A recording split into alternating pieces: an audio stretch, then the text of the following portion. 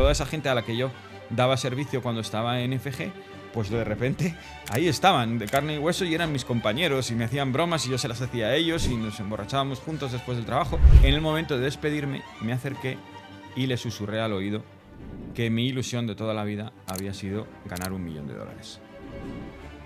Y ahí lo dejé. Y entonces pues me fui, seguí en JP Morgan 2 días y a los 2 o 3 días me llamaron de Morgan Stanley y me dijeron, oye.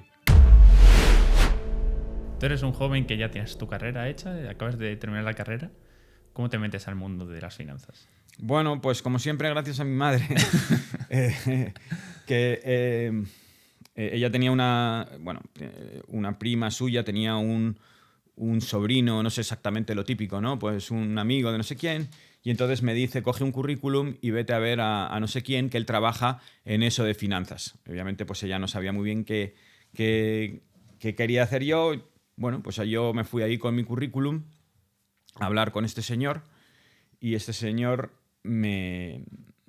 poco menos que me dijo que no tenían sitio en ese momento y que me fuera, ¿no? Sí. Y en ese proceso de irme había una pizarra con una serie de precios, porque eran simultáneas, letras y simultáneas, era una mesa que llevaba todo eso. Y entonces una persona me gritó un precio 34 en el 6 meses. Entonces yo me di la vuelta, vi en la pizarra que ponía 33, 6 meses y 33, y simplemente borré el 33 y puse 34. A partir de ahí otra chica me dijo no sé qué, me puse a cambiar precios como un loco. Y tuve la enorme suerte de que mi jefe, vamos, el que me había hecho la entrevista, pues estaba al teléfono, que me estaba mirando como diciendo, ¿pero qué haces? ¿No? Si te he dicho que no había trabajo. Pero bueno, me vieron ahí muy decidido y muy... Lo que siempre he sido un poco, ¿no? Que es espabilado. Al final he sido espabilado, pues eso, activo, de estar ahí, de entender las cosas y actuar rápido. Y esa chispa, pues de alguna manera la vieron y me dijeron, bueno, pues ya te vamos a hacer un contrato. Me hicieron un pequeño, pues un contrato, no me acuerdo, me parece que ganaba 80.000 pesetas en aquel entonces. ¿Qué es? Pues como 400 o 500 euros de ahora. ¿De ahora? ¿No? O sea, ajustados y tal. Bueno, no, ajustados pues serían 800 o por Sí. ahí. Pero bueno, que a mí me daba igual. Yo lo que quería era tener la experiencia, entrar ahí, empezar a conocer. A partir de ahí pues ya empecé a conocer. Había una sociedad de bolsa que se llamaba FG y tenía yo un amigo que trabajaba ahí. Me dijo, están buscando, y entonces yo ya le di el currículum, pero ya... Claro, ya era un poco parte de la comunidad financiera. Ya no era un tipo con un currículum, ya era alguien que trabajaba en un sitio, que tenía referencias. Encima, bueno, pues yo había ido también, gracias a mi madre, a un colegio inglés, con lo cual sabía hablar inglés muy bien. Eso también me ayudó mucho, porque todas las sociedades, pues trabajábamos con Londres sobre todo y con Estados Unidos. Entonces el inglés era primordial. Entonces yo tenía pues esa rapidez y aparte esa fluidez en inglés. Y eso pues me ayudó mucho. A partir de ahí tuve la suerte también de que Merrill Lynch compró FG, y eso también pues a mí me ayudó mucho, porque los que estábamos empezando tuvimos la oportunidad de trabajar con un broker americano de primerísima fila, y con toda la experiencia que eso supuso. Entonces, encima muchos de los senior que trabajaban en FG, lógicamente, pues al vender la empresa, pues había cambiado toda la cultura, llegaban los americanos y muchos de ellos se fueron porque no estaban por la labor de seguir, y entonces los jóvenes, de alguna manera, tuvimos la oportunidad de empezar, y para mí fue muy bueno. Fueron 2 o 3 años de tener mucha responsabilidad, siendo muy joven, aprendiendo un montón, y pues eso, teniendo contacto con brokers americanos de Londres. Pues ellos además hacían mucho hincapié en formarnos, en llevarnos a Estados Unidos, a Londres. Para mí era todo pues un sueño, ¿no? De alguna manera, de ese pequeño viajecito de la mano de mi padre a de repente pues estar en Wall Street, que te enseñen, pero ya con tu badge de Merrill Lynch. Y Merrill Lynch es importante. Entonces ya te miraban de otra manera y tú decías, madre mía, pero sí era al revés, y yo les miraba a ellos como con gran admiración. Y te das cuenta de que sin darte, como muy rápido pasa todo y estás ahí. Sí, y ya, o sea, en ese proceso de que se llaman los seniors y demás, o sea, os dan responsabilidades ya de gestionar dinero. Sí, Todo, porque ¿no? al principio era como, o sea, ellos estaban buscando a gente. Cuando se les va a gente senior, pues hombre, tú no vas a tener a personas que llevan ahí 3 meses o 4 meses Sí, llevando cuentas importantes, pero en ese interim de 1 o 2 días, ¿y cómo es pues es eso? que o lo hacíamos nosotros o no lo hacía nadie. Y entonces al final, a ver, había que ser senior, pero es coger un teléfono y hacer las cosas más o menos como te dicen. Eh, ¿Comprendes? Entonces, ya te digo, yo sabía inglés y eso que era difícil, pues me acuerdo que era Michael Chinick, que luego fue compañero mío en Morgan Stanley, pero te cogía un tipo, te decía... Y, o sea, tenías que tener esa rapidez de haberle entendido, de saber lo que decía, de saber lo que quería y que luego tampoco podías llamarle a hacer muchas preguntas porque no te cogía el teléfono. Entonces, todo eso, pues había que, ya te digo, había que estar muy espabilado y ponerte a hacerlo. Pero la realidad fue que cuando mis jefes seguían buscando y decían, pero si es que en realidad estamos entrevistando a gente y ninguno lo va a hacer mejor que estos. O sea, poco a poco, con esa oportunidad, pues se dieron cuenta, pues un poco como lo de la pizarra, ¿no? Al final, eh, ¿entiendes? Que al final es borrar un número y poner otro. Pero tienes que estar ahí, tienes que estar espabilado, tienes que escuchar, tienes que mirar al que tienes que mirar y tienes que saber el 6 meses, que muchas veces parece que no, pero son los detalles más tontos y más pequeños los que hacen la diferencia. Y pues esto fue una cosa un poco parecida. Al final, para subir en este mundo, dependes mucho también de la suerte y de estar ahí y de tener esa ambición y esas ganas. Y yo en esa época pues la tenía, pero porque a mí me encantaba todo eso. Sí. Y de repente, pues hablar con Morgan Stanley, hablar con... pues hombre, para mí era de alguna manera un sueño cumplido. Y entonces yo también, yo sabía, yo no quería desaprovechar esa oportunidad. Yo iba a dar todo lo que estaba en mi mano para hacerlo. Tanto era así, y puedo contar muchas anécdotas, me acuerdo perfectamente, tanto era así que después de trabajar, cuando venían clientes, yo era el primero que me iba a entretener a los clientes, que nos íbamos por ahí a cenar, a tomar copas, a no sé cuánto, no sé qué, y llegó un día en el que a las 3 de la mañana yo le dije a un compañero que se llama David, le dije, mira, vete tú, porque tú mañana tienes que... O sea, tú eres el senior, tú mañana tienes que estar ahí con todos estos y ya me encargo yo de estos. Pensando que yo era un héroe que le dejaba al otro que estuviera bien y yo les entretenía a estos. Pero claro, al día siguiente no llegué a trabajar a la hora. Y me cogió mi jefe y me dijo, ven para acá. Y me dijo, mira, yo no sé lo que tú haces después de aquí y es verdad que es importante salir con los clientes y tal, pero tú al día siguiente tienes que estar a la hora en tu sitio, ¿no? Y eso pues también fue una lección de decir, mira, no sé si tú vas a salir por ahí o no, pero lo que no es cuestionable o lo que no es negociable es a la hora a la que tú estás por la mañana en el trabajo.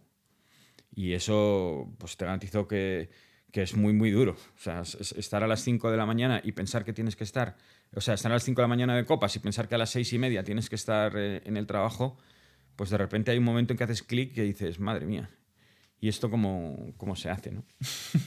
Entonces, pues al final, bueno, como supongo que pasa en todos los trabajos, es un proceso en el que tú vas aprendiendo, en el que tú vas metiéndote y en el que necesitas suerte para poder subir. Porque si tú tienes un jefe o alguien delante de ti que está ahí todo el tiempo y que te bloquea y que no te deja, pues estás fastidiado, es verdad. Y supongo que en muchos aspectos, pues eso no es tan fácil en otros sectores. Lo bueno y la suerte del sector financiero y del sector de bolsa en concreto es que es muy rápido, muy dinámico. La gente se mueve mucho, se cambia, te viene, te hacen una oferta, etcétera. Y, y entonces eso te permite que si tú eres bueno y si tú te lo curras y si tú estás ahí, pues vas a tener tus oportunidades. Y yo las tuve. De hecho, en el año 98 eh, yo ya entre comillas, me cansé un poco de España, se me quedó un poco pequeño y dije, hay que irse a Londres. En Londres es donde se parte el bacalao y quiero irme para allá. Y entonces, pues al final me fui para allá, ¿no? Primero entré en JP Morgan, que era un poco... O sea, JP Morgan en términos de sociedad de bolsas, porque pasa que JP Morgan es un banco comercial muy grande, pero en lo que es en la sociedad de bolsas, pues es un poco más limitado. Entonces yo entrevisté en JP Morgan y en Morgan Stanley y al final entré en el primero, en JP Morgan. Y me fue muy, muy bien, porque pues otra vez, yo tenía mucha juventud, muchas ganas, era muy agresivo y entonces verme de repente en una pecera un poquito más grande pues me dio alas para seguir subiendo, por así Y decir. es que lo que te noto es que tu mayor ambición, bueno, es que en estos mundos siempre es, yo quiero el dinero, yo quiero el dinero, yo quiero el dinero, pero no noto nada de eso en ti. O sea, es como que de verdad hay un fuego interno Efectivamente, a mí el dinero, o de sea, yo el sueño de un dinero, niño, ¿sabes? de alguna manera para mí era un poco como Monopoly. Yo no era consciente de, o sea, cuando a mí me daban, yo qué sé, 3 millones de Repsol, yo no era consciente de lo que estaba arriesgando, ¿no? No te pones mucho a pensarlo en ese momento, sino que simplemente pues vas con el flujo, es lo que tienes que hacer y además quieres ser agresivo y muchas veces, pues, de hecho, si fueras consciente o si te pararas un poco a pensarlo, generalmente no lo harías. Yo hoy en día no lo haría. Yo hoy en día sería mucho más conservador. Diría, pero vamos a ver, ¿qué 3 millones? Pues compra 300.000 y ya vas viendo y no sé qué y no sé cuántos, ¿no? Pero yo no, primero era muy ludópata. O sea, me gustaba el riesgo y me gustaba la adrenalina de tener posiciones y de hacer cosas que la gente no se atrevía a hacer, ¿no? Esa adrenalina y ese estar ahí. Y luego, pues también era un poco el hecho de decir, ¿sabes? Se van a enterar estos quién soy yo. O sea, ya que la gente tiene miedo, pues yo voy a ser el que lo haga, ¿no? A veces para bien, otras para mal, pero bueno, dejando un poco tu sello, ¿no? Porque al final yo lo veía, o sea, tú podías ser un tío que hacía el trading en España y Portugal y ser un poco gris, porque hay mucho, en la bolsa también hay mucho administrativo que va ahí a no meterse en líos, a hacer su trabajo, me dicen que haga esto y aquí lo hago, y me dicen que no haga esto y no lo hago. Pero yo no era así. Es decir, yo era todo lo contrario. Yo tenía un límite de 50 millones y tenía 500. Y a ver cómo luego lo deshacía. Y me ha pasado muchas veces decir, madre mía, pero si tengo 1.000 millones y quedan 5 minutos y tenía que empezar a vender todo, que lo bajaba todo un montón, porque es que no me daba. No me daba el tiempo de todas las posiciones que tenía. Y hacía pues muchas locuras. Te vuelvo a decir, hoy en día no lo haría. Pero en ese momento pues sí que lo hacía y bueno, pues tuve la suerte de que me fue bien y entonces pues como todo eso me fue bien y era muy diferente y encima era agresivo y encima pues España y Portugal que antiguamente eran prácticamente pues eso, pues como decirte, pues cosas a las que nadie le daba importancia, de repente el gráfico de ingresos estaba así en Alemania no sé cuánto, no sé qué, y en España y Portugal estaba ahí arriba y todo el mundo quería hacer cosas con JP Morgan en España y Portugal. Y claro, eso pues subía algunas cejas en el departamento y en el broker y la gente pues empezó a decir, bueno, ¿y quién es ese tipo, no? Vamos, o sea, te diste un nombre en este mundillo. Bueno, no, yo ya te digo, yo estaba empezando, o sea, yo acababa de llegar de España, no, en ese momento yo no tenía mucho nombre, pero sí que es verdad que de alguna manera pues como que ponía lo que yo hacía, lo ponía en el mapa y eso es importante, ¿no? Porque al final pues la gente preguntaba, oye, ¿este tío qué hace y quién es? Y de hecho, pues yo creo que gracias a eso, a los 3 meses de estar en JP Morgan, vino Morgan Stanley, ¿no? Pues al final es un poco como pues el futbolista que empieza en el Burgos y viene el Madrid y pregunta, oye, a ver este chico qué hace. ¿Cómo es eso? ¿Cómo es Morgan Stanley? O sea, ¿cómo te contratan? ¿Cómo es ese proceso? Bueno, porque yo había entrevistado al principio, yo sí que había hecho una entrevista con Morgan Stanley cuando yo fiché por JP Morgan, hice 2 entrevistas, hice una en JP Morgan y otra en Morgan Stanley. Y al final, de alguna manera, como que JP Morgan se anticipó. Justo Morgan Stanley había fichado a Jason Ambrose, que trabajaba en JP Morgan, con lo cual pues tenía todo el sentido. Tenía todo el sentido que si Jason Ambrose se había ido a Morgan Stanley y había dejado un hueco en JP Morgan, pues JP Morgan necesitaba a alguien y entonces me cogieron en JP Morgan al principio. Pero yo siempre tenía en mi punto de vista Morgan Stanley porque al fin y al cabo es como el Real Madrid, pues siempre había sido mi sueño. por así decir. Y entonces te contrata Morgan Stanley, ¿no? O sea, te contacta y ya directamente estás contratado, tienes que hacer una entrevista. ¿Cómo es eso? Bueno, la verdad es que yo, claro, yo estaba entre dudas, porque a mí los que habían apostado por mí eran JP Morgan. Yo había roto un poco el hielo de llegar ahí y estaba muy contento. Estaba en la cresta de la hora en JP Morgan, que además JP Morgan, como te digo, es, pues, como te diría yo, es un equivalente al Valencia en el fútbol, que no es que sea mal equipo, pero que tampoco es un equipo puntero como el Madrid o el Barcelona. Pero yo estaba muy cómodo ahí, ellos estaban muy contentos conmigo, me acababan de llevar a Barcelona a ver la Fórmula 1 en helicóptero, saludando a los pilotos, en fin, me trataban ahí un poco como como el niño así que acaba de llegar, como la estrella, ¿no? Y pues yo estaba muy contento en esa situación. Eh, y- pero claro, por otro lado, pues estaba Morgan Stanley, que era el Real Madrid, el todopoderoso, y también la parte del dinero. Entonces, bueno, pues a mí me hacen la entrevista, me dicen, oye, Morgan Stanley quiere hablar contigo. Lógicamente yo voy a hablar con ellos, a ver qué me dicen. Y bueno, el puesto era muy parecido al que yo tenía, pues en principio de trader de las bolsas de España y Portugal, de la península ibérica en general, algo de Italia también. Y bueno, pues hablamos así un poco de todo y yo no quería no quería que me contrataran. Tanto es así que me acuerdo perfectamente que me pedí una cerveza, cosa que es absurdo en una entrevista, ¿no? Pues un poco casi yo iba ya con idea de voy a hacer lo posible para que no me fichen y así me quitan la duda.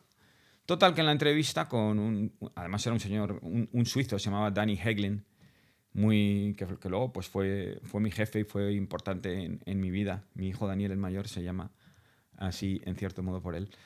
Y fue una persona muy influyente para mí. Pero bueno, yo en esa entrevista, que fue cuando le conocí, pues me tomé 2 cervezas. De alguna manera como que le dije que yo estaba muy contento donde estaba, que no me quería cambiar. Pero no sé si fue por el efecto de las 2 cervezas o porque en el momento de despedirme me acerqué y le susurré al oído que mi ilusión de toda la vida había sido ganar $1.000.000. Y ahí lo dejé. Y entonces pues me fui, seguí en JP Morgan 2 días y a los 2 o 3 días me llamaron de Morgan Stanley y me dijeron, oye, que te damos $1.000.000. Y claro, para mí fue pues eso, imagínate, ¿Qué edad tenías? una mezcla, una explosión de mil contradicciones. Porque por un lado era como que era mi sueño, me fichaba Morgan Stanley, que era lo más en finanzas, me daba un montón de dinero, pero por otro lado estaba ir a JP Morgan y decirles que me iba, ¿no? Los tipos que habían confiado en mí, que tenía todo ese dinero ganado en el año, esperando un buen bonus, en fin. Es duro, O sí. sea, era una decisión. Y de hecho, pues yo recuerdo estar, pues de eso que estás diciendo, no, les voy a decir que no. Y luego, pues sí, les voy a decir que sí, lo típico, ¿no? Era una situación. Desde luego, mi vida ha sido de las decisiones más difíciles que he tenido que tomar. Pero claro, pues al final, como siempre, volvemos a lo de los 2 años, ¿no? Ese drive, esa cosa que tenía yo ahí dentro de querer siempre subir, de querer ir al mejor, de querer. Es curioso, pero en FG, esto no te lo comentaba antes, en FG había una lucecita que era Morgan Stanley. Y cuando se iluminaba esa lucecita, era como que era diferente, ¿no? Era el cliente más importante, el más gordo, el más grande, y yo siempre me fijaba en esa lucecita y tenía como cierto magnetismo conmigo, es decir, esa lucecita, ¿quién llamará, ¿no? ¿Quién estará ahí detrás? ¿Quién será tan importante? Revolucionaba enseguida todo. Entonces, de repente, me daba cuenta de que yo si firmaba ese contrato, al final iba a ser yo esa lucecita. O sea, como que se cumplía absolutamente Sí. todo el círculo de mi ilusión, de de llegar de ese mundo y era todo como una película y como un cuento de hadas, ¿no? De decir, joder, que me va a fichar la lucecita esa, que cuando yo coja el teléfono y llame, yo voy a ser esa lucecita. Como así fue. Y de hecho luego, pues todos los... Michael Chin, toda esa gente a la que yo daba servicio cuando estaba en FG, pues de repente ahí estaban, de carne y hueso, y eran mis compañeros, y me hacían bromas, y yo se las hacía a ellos, y nos emborrachábamos juntos después del trabajo, y de repente, pues era... bueno, supongo que parecido a lo que cuentan muchas veces los futbolistas jóvenes cuando entran en el primer equipo y de repente dices, joder, pero si esos los veía yo en la tele cuando era pequeñín y están ahí y juego con ellos. De repente me estoy cambiando y estoy en el vestuario con ellos y juego con ellos, ¿no?